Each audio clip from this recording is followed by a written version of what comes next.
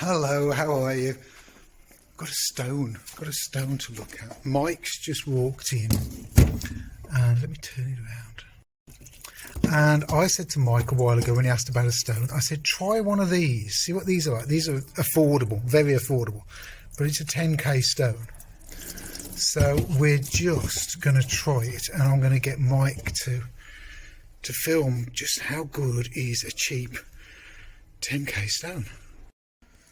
So we want the 10k side up, which is the white, and Mike's with me. Hi Mike. Hello. We're here again. So yeah, as I just said, Mike's after a fine stone, and I've got a 10k stone there, but they're like 80 or 100 pound now. But how good are these? Now we've only just wet it, so if you look at it now, you can see it needs wetting a little bit more. So let's just put the Naniwa on there, and we'll have a go with that. Right, Mike, what have you got? So this tool is a hand gito, and it's unusual for wood block cutters, printmakers, lino cutters, in that you pull it towards you, Right. instead of pushing it away. And you hold it, and somebody described this to me as you hold it like the shower scene from Psycho. Oh, no. Do you? Yeah, Oh wow. Well, let's have a look. So let's see what we've got. So we've got a nice little blade there, hollow ground, which is great, typical of the Japanese, makes it easy for sharpening. And you've got to cut the end off. Oh, okay. Because they make the handles are too long, and you need to put your thumb on the top. Oh, so you had to cut the end off? Yeah, I did a bad job. So how much longer was it? It had like a little bulbous bit on the end, so about another, just under an inch. Just under an inch. Oh, okay. Yeah. And it's by who? It's quite a cheap one. It's Power Grip. A set of 5 or 6 tools, 35 quid. Oh, okay. But they've worked really well. Right. So And the Hangito is the tool probably that I will use the most out of the set, and it's probably the one that I would invest in next time. Okay. So I'm looking at the very tip on that point, and it's bent over slightly. Yeah, when I bought it, it came like that. Did it? Yeah. That's not a good sign, particularly. No. Okay. So we're going to... Does the back need to be flat? Because on normal bench chisels, the backs are flat. You don't mind? Do you mind? Pass. I don't know. Okay. So basically, what happens is when you Show me how you use it. So you cut like a. Let's grab a piece of wood. Okay. Demonstrate. Yeah, and you only go in like a couple of mil, 1 or 2 mil, and so say you've got a line like that. Yeah. And you want to keep that side, and you want to get rid of that side. So you want to outline it, and you want it nice and detailed. So just simply on an angle like that. It's a bit tricky with this. On an angle like that. And then, so you've cut your complicated shape. Your hand is always above the bit that you want to keep. So you get like a bevel away from that. And then, I can't really see it there. But what you do is you go quite close to it, on the other side of it. And you join it up as a V. Yeah, and it joins up as a V, and Okay. that comes out. Okay. So it doesn't need to be dead flat like a bench chisel. Okay. It doesn't need to be. It's going to come down to you get used to using it, and you accept what it does. You react to how it cuts. Yeah. Okay. So that's different to it. So that little bit on the end we're not too worried about, but it's got to go. It's got to go. You want that blade, because it's sort of bent over on the end. It isn't bent over, but it's just sharpened on the end. Yeah. You haven't got a straight line. You haven't got a straight cut going all the way down here to the very tip. Yeah. It's only really the tip that cuts, actually. Is it? Yeah, because Or is it only the tip that's supposed to cut? Yeah, so the tip. Oh, hang on. So it's meant to be, do you think it's meant to be like that? I don't know, if I'm honest. But it's only really, you only put it in a couple of mil into the wood.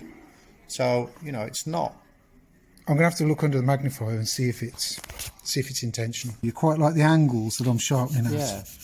Well, if you can move around the stone, when you can freely move around this stone.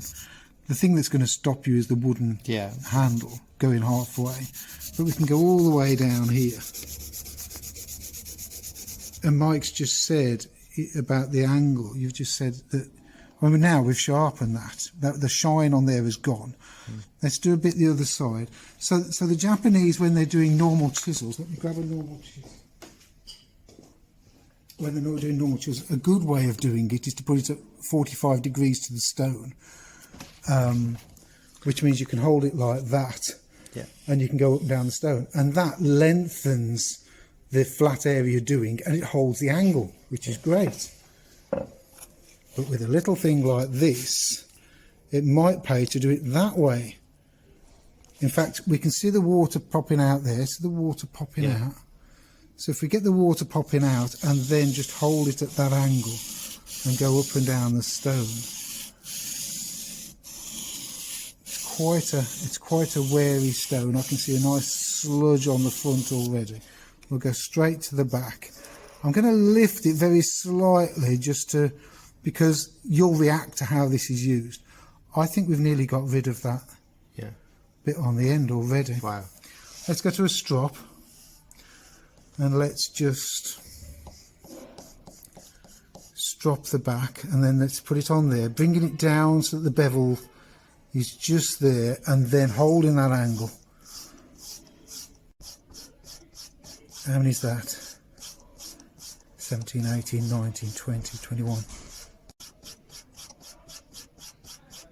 35, 36, 37, 38, 39, 40, 41, 49, 50. Now let's look at the back. See the polished on the back? Oh yeah. It's not quite mirror, but it's a good polish. It is a good polish. Now if we just go on there and just pull that back a couple of times, I am lifting slightly because this is a carving chisel. Wouldn't do this with bench chisels. I'm just going to do another few down there. Right, let's see if it cuts the skin. Oh yeah, look at that. Good heavens. So it grabs the skin and it's cutting the skin. Can we get that in the middle of the shot? If I go there. So if I just do that, you can actually start. That's better. Look at that. I mean, it's cutting the skin. It is sharp. Yeah. It's beautiful. Right. Now have a go with it. Cameraman swapping. Have a try on there and see what you think. Or do you want something like something a bit bigger with something a bit more substance? Now, because it's just been sharpened, my experience of carving tools is you're sort of learning on your first cut where the angle is. That's a horrible piece of wood, isn't it? He just wants to follow that grain. Yeah. Do you want a bit of mahogany or something? That's really tricky to cut. But anyway, it is because it's rubbishy pine. Yeah. Let me get you something nice. Hang on. Yeah, this is a bit of sycamore that I've got for years. I mean, if you could do it in a corner, or actually, could you do it on the edge? Of course I can. Hang on. Let's put it in the vice. Let's do this right. Can you just widen the vice for me?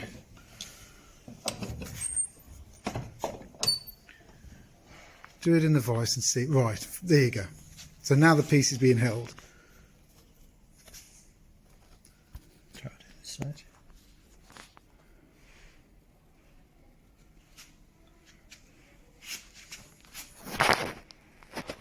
You can actually put your finger on it there.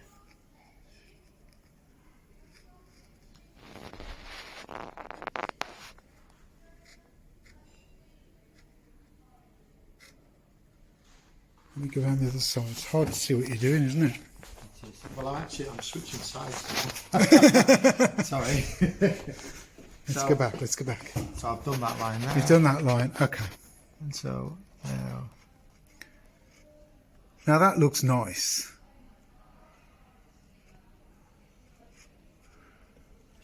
Any good?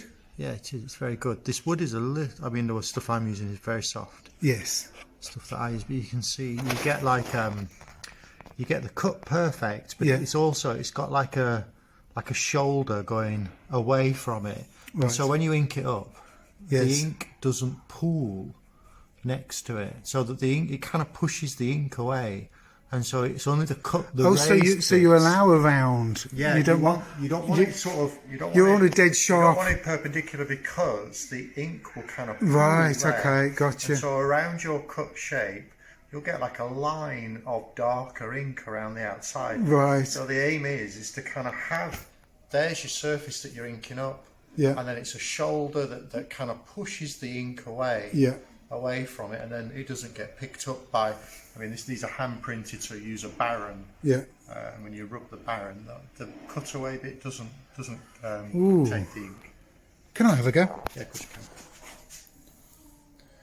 Let's see what I can do. It's just, I'm conscious it's a filthy piece of wood. And with filth, you don't know what you're getting. So you held it like that. Yeah. If I do it that way, the camera should see it. And you sort of got your finger behind it as well, didn't you? No, you can place your finger. You can place your finger there to guide it. But they say that yes, like that, yeah. And that's nice. It kind of keeps your left hand out of the way as well. Wow, it digs in really sharp, really. Yeah. You quick. only need to go in a couple of mil, apparently. Well, it's true. You don't. Oh my life! Oh yeah, okay. I'm not used to using a tool like this. Yeah.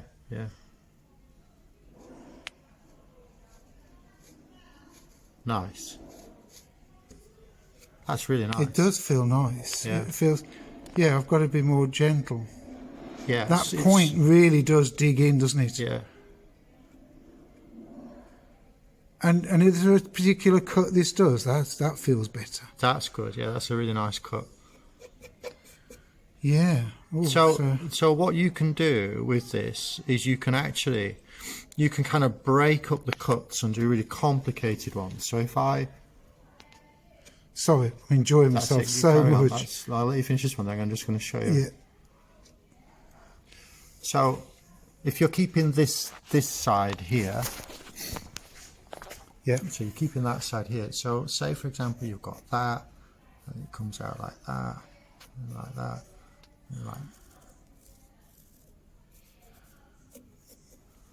Right. So you might. Well, this is time if you swap sides this time. So you can. All totally unplanned. Yeah. But there you go. So bring that down like that. Take it to there. Yeah. And then kind of.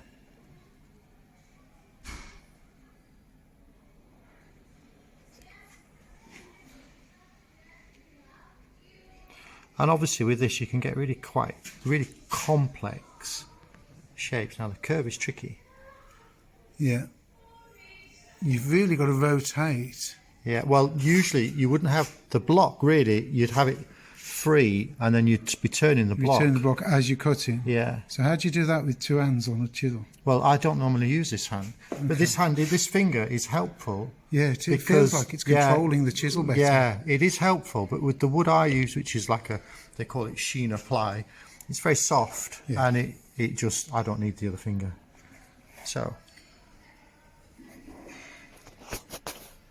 you should be able to just pull that out.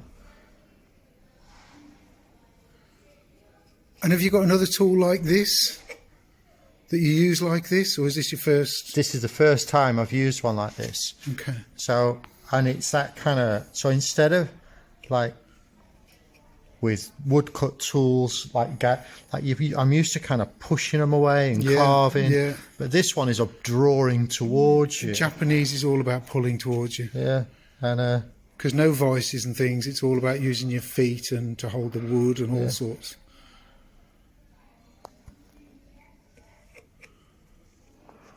so here, although I'm kind of doing these straight cuts to get this little fiddly bit out, the side that I would want is the right shape. Okay. I'm going to switch to this side.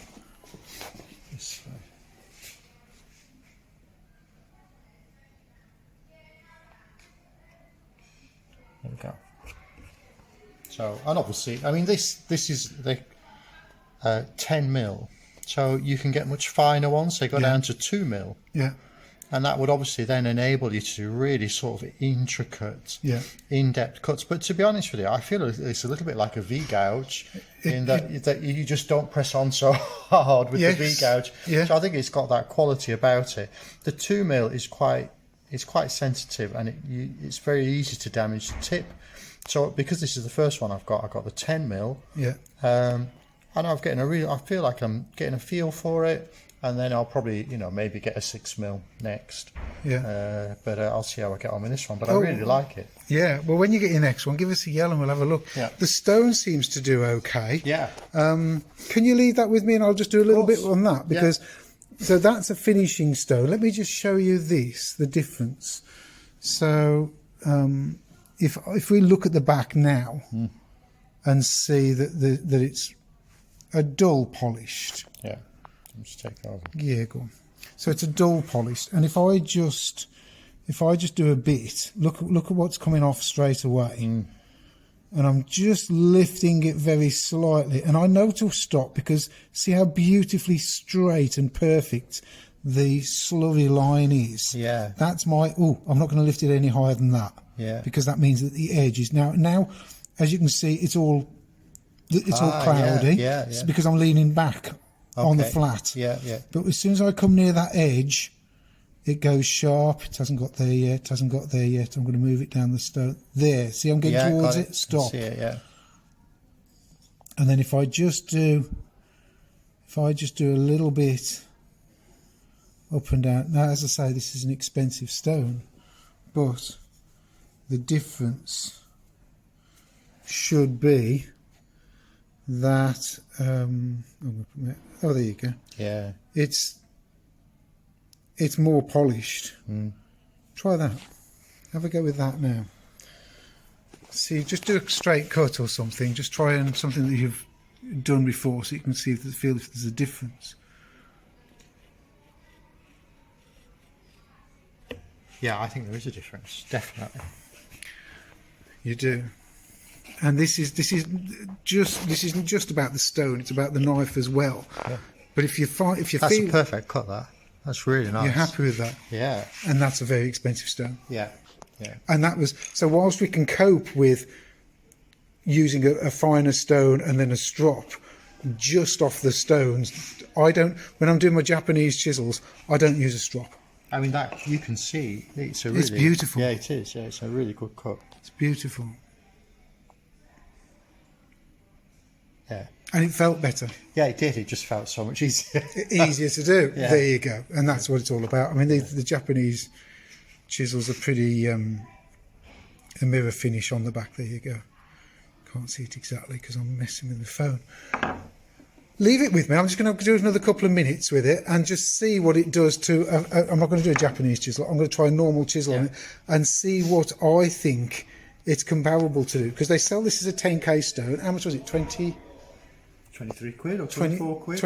24 pound. I'm not sure. If that does a pretty good job of sharpening but not polishing, you could just go to a strop. Yeah. Do you use a strop? I have got a strop, yeah. So you use a strop anyhow? Yeah, I do all the time. I use a strop the most, really. Okay, right. I'll have a play and come back to you. Okay, so I'm just going to try. I'm going to show you this. Mike's left me this to have a little go on. I'm going to take some of this background out with another chisel he's bought. But I'm just going to try this, because this really is about this stone.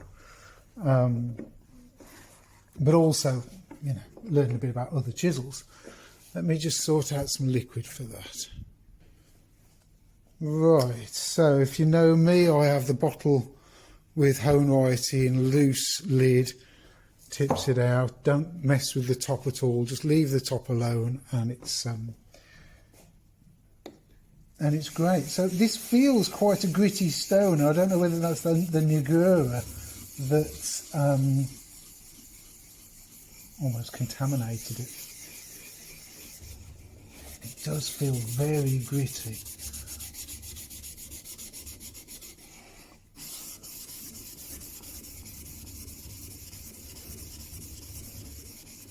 I mean, it's doing a good job. I mean, look, you don't get muck like that if it's not taking something off.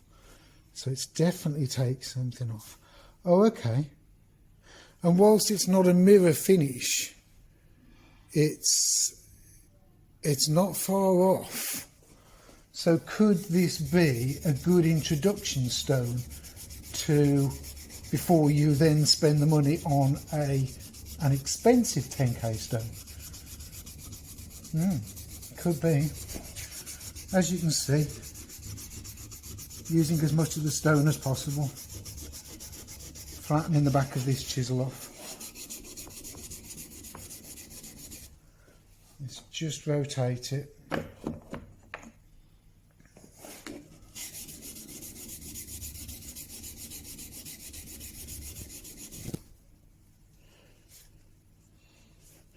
Yeah, I mean it's not polished, but it's definitely a high grit. You can see the reflection of my fingers in there, which is good. But yeah, it's not bad. It's not doing a bad job. So I'm just cleaning this new stone on my this 10k stone on my 10k stone, just rubbing the two together, which is the way that I learnt about Japanese tools, rubbing the two together, which is the way that the old Japanese guys used to do it. Keep them surface to each other, rotate one, and when it feels really good, that's when they're at one.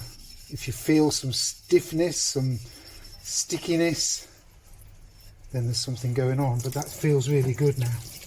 So now I think I've got all the muck out of that stone, and I'm going to try sharpening with it again. But as you can see, it's got a lot of contamination of the steel in there already, but maybe that was going to help reduce it, because it does feel coarser than 10k already. It's nothing like that one. So now the Nagura, I've cleaned all of that, so there's no traces of the Nagura on there.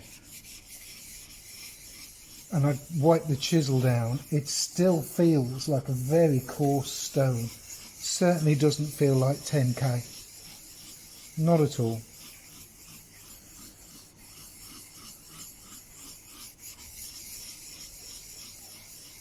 But we'll see what it does to this chisel. Let's just have a quick look.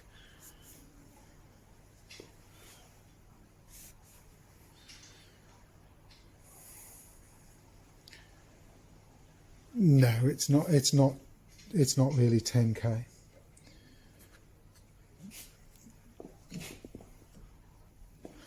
Right, I've reset the camera position just so that I can get my arm, so that I can work on this nicely.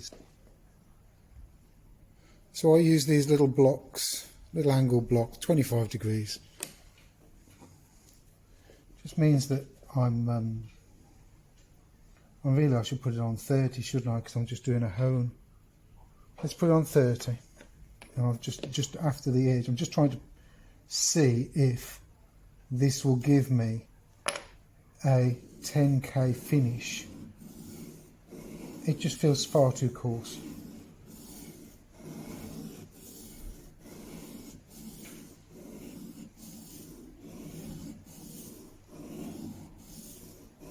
I'm doing it quite a bit because there's quite a bevel on this. This is just an old chisel I use.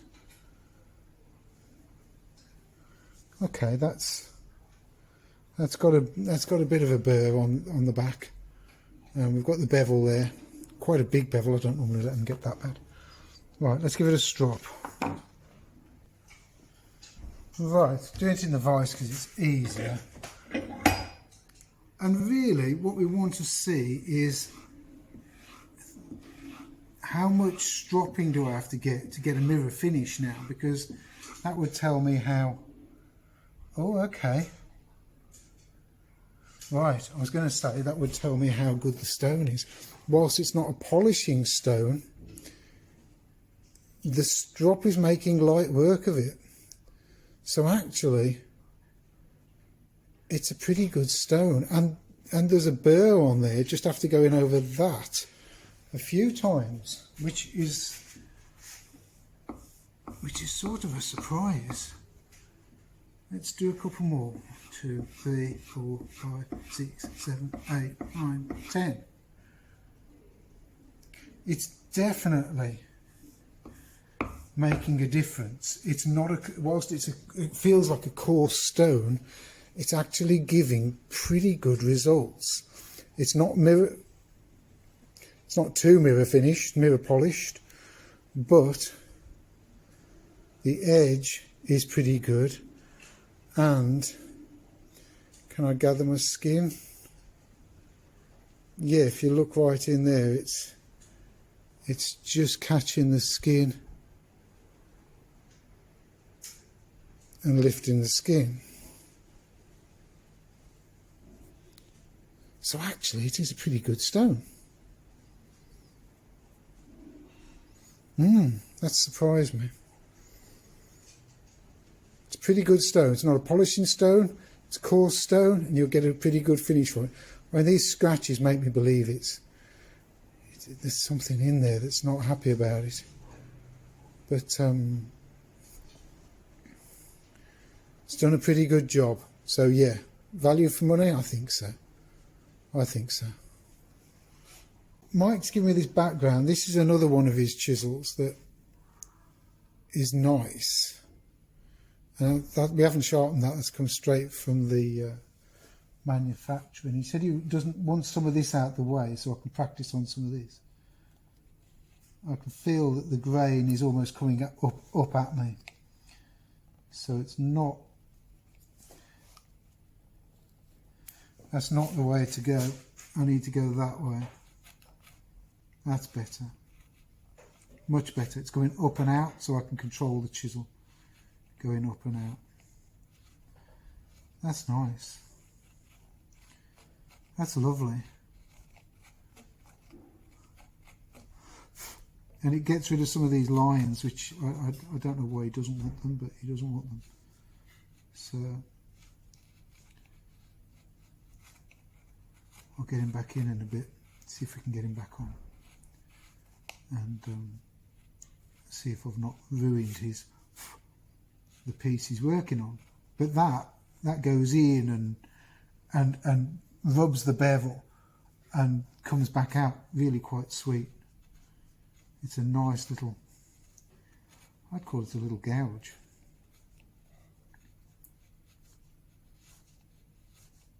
And birch ply, wow, it's easy. Easy. Nice. So there you go. But as I say, we've not sharpened that. We're using it with the bevel down. Cool. And that's ended up nice, which is good. Let's have a quick look, see what's going on. So that looks good. Yeah, sweet.